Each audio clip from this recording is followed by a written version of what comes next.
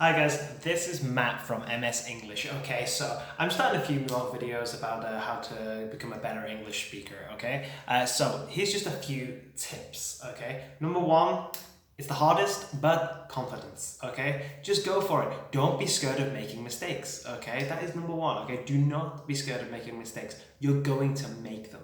Okay, if you're starting a new language, not everything makes sense. Hardly anything makes sense at first. Okay, but just go for it. If you make the mistakes and you have a good teacher, they will stop you and correct you and explain why it is you're making those mistakes. And you have to make the mistake before you get good. Okay, that's tip one. Okay, tip two, I would actually say do it when you don't have to. Speak English when you don't have to. Like, for example, stop people in the street, yeah, and ask for the time, ask for directions, stuff like that.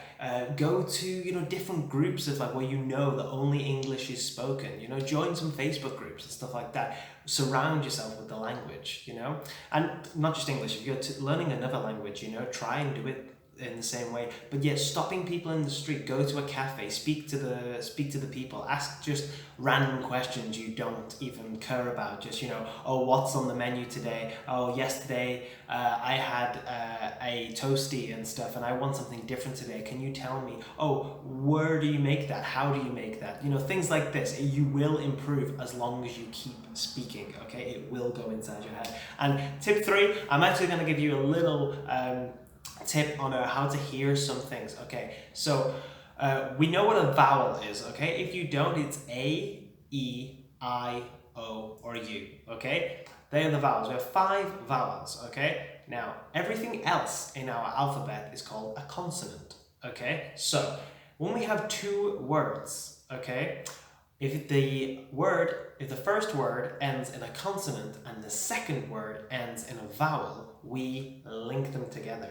Okay, so here are some examples. Okay, so step over is step over.